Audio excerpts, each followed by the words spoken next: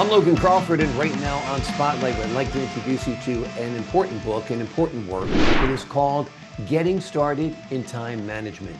It is written by an amazing author. His name is Prakash Rao, and he masterfully presents the intricate dance of managing time, drawing inspiration from Gandhi's wisdom.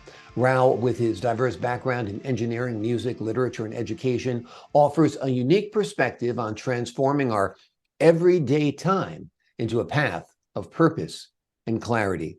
We're delighted to have this very talented author join us here today on Spotlight.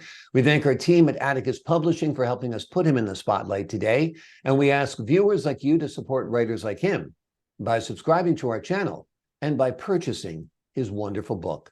The links are below this interview. Prakash, thank you so much for joining us here today on Spotlight. It's my pleasure. Thank you for having me here. My pleasure to be talking to you. I think your work is an important work.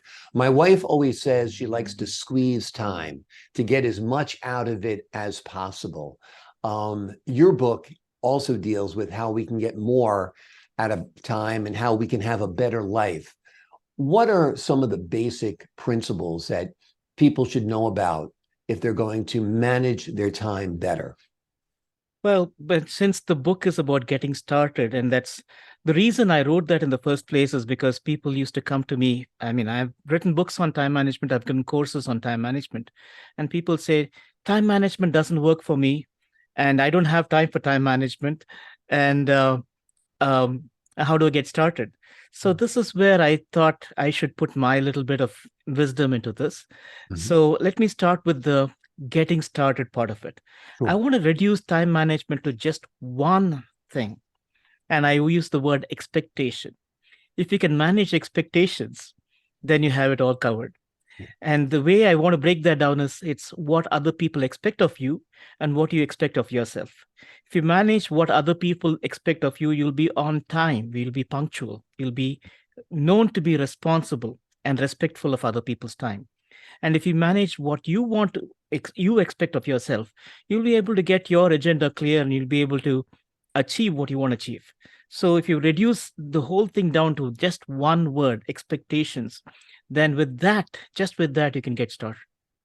It's interesting that people say to you, I don't have time to deal with time management. That's basically saying, hey, I need time management, because you really do have time for everything you want to do in this life. And the most successful people, whether it's Jeff Bezos or, Steve Jobs, all were very diligent about their time. Even Mark Zuckerberg, they mark out time for creativity, for business, for family. You need to find time to do everything you want to do to have a fulfilled life, right?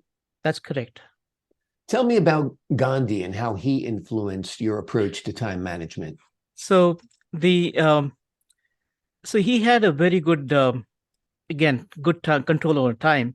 What people don't realize is that he was actually well educated in England. He was a barrister before he came to India. In fact, he was in South Africa before he came to India. And so he was well trained in being on time. Lawyers happen to have a good handle on time because every moment is precious for them. They actually charge based on their time. So they have a very good handle on time. They are constantly looking at the clock at the least. So because of that, you have a better handle. And I was thinking of what I could learn from people like him, people who have always been able to achieve a lot more by being sure that they get everything done. And so one of the things that Gandhi had talked about a lot in his time was how he used Indian philosophy, Indian culture, to build a better approach to getting things done. His idea was always, I do what is the right thing to do. We have this better saying, right is right, even if no one is doing it. Wrong is wrong, even if everyone is doing it. So he wanted to make sure that he was doing the right thing. And there is a verse in the Bhagavad Gita, which is one of the books that we follow in Indian culture. It talks about, do what you're supposed to do. That's your duty. Don't expect anything in return. And that's what I thought would be the right way to approach things. Do things without having any expectations of returns. Yeah. And when you do that, when you take away the expectation of returns, then you're able to do things selflessly. And Mm. that actually gets you to do things correctly without even have to think about it. Yeah. It seems like a little bit different than Western philosophy. Eastern philosophy tends to be a little bit for the greater good. And that seems to play into this as well. Let me ask you this, and it's a practical part of time management. It seems being an early riser is a great way to get extra hours out of the day. If you start your day at 9, you are 4 hours behind the person who started their day at 5. Do you feel this is true? Does that play into your theories of time management? Yes and no. I mean, I've been an early riser myself, but I have seen people who work late, get up late, but they still get a lot of work done. Hmm. And an example of that is one of the persons I went to school with. He was he used to work until 2 in the morning, 3 in the morning, but he said he used to get a lot more work done because at that time there was no one to disturb him, no one to interrupt his work. And that's something that I found very useful sometimes when I want to just sit down and get work done. I, not to brag, but these are my books. Exactly. Those are So the books that you wrote right. during the time when other people were sleeping, other people were surfing on their phones, and that kind of stuff. Because there's so many time wasters out there as well. Email is a big time waster, don't you think? Yes, email, it sucks your time. There are certain emails that are necessary, but there's a lot of phishing, there's a lot of scamming, there's a lot of emails that you just have to ignore. So we have to know how to filter them. And once you filter them, then you can get more done. So I was talking to you about a lawyer. My cousin is a lawyer, and he asked me the same question. He said, he was constantly bombarded by emails, and he was not able to get work done. So I said, why don't you just uh, put something like 10 minutes on the top of the hour for just that and Right. nothing else. And as soon as the clock runs out of 10 minutes, stop looking at the email, do something else. So if you're able to box it, just as you talk about, getting things done, having time for each little thing. So if you have your time for email and do nothing but that only in that time and nothing else. Right. So if you don't extend beyond the 10 minutes, and if you're able to only focus on the things which are coming up as important, that is, get rid of the low priority emails, then you'll be able to use that, even though it's a time waster. You'd say meetings would be time wasters. Yes, some Mm. meetings are time wasters. But if you're able to control them, it all comes down to the word control again. Hiram Smith was the one who said, control activities in your life before activities in your life control you, which means that you need to make sure that, yes, they are important. My mother used to say, electricity is a good servant and a bad slave, bad master. So if you control electricity, you can cook with it. If you don't control electricity, it can cook you. Yeah, exactly. Exactly. Exactly. So we need to control it. So if you know that there is a thing out there which is a meeting, and you're saying that this is the agenda, let's go by the clock, and we only get the people who are required for the meeting in the meeting. As soon as their job is done, they leave, or we're able to do some things like that.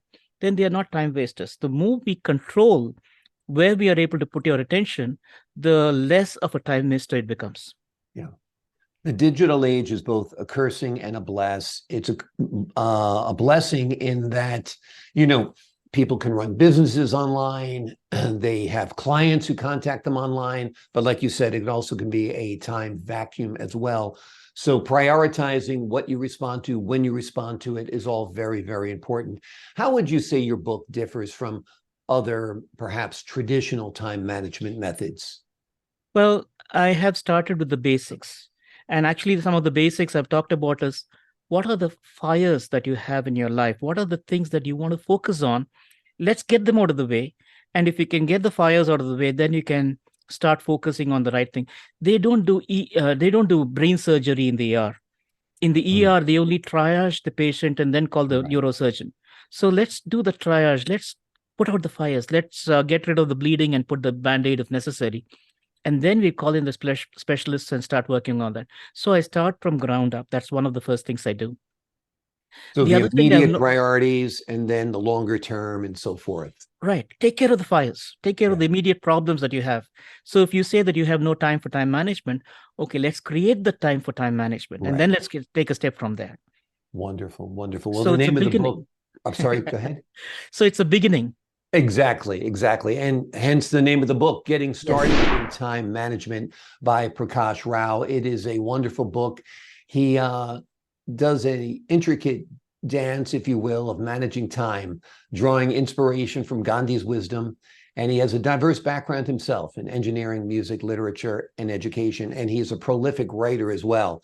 And how does he do this? He finds the time. And how does he find the time? By managing his time properly. This is a great book. It'll help you get a new perspective on your life in 2024 and going forward.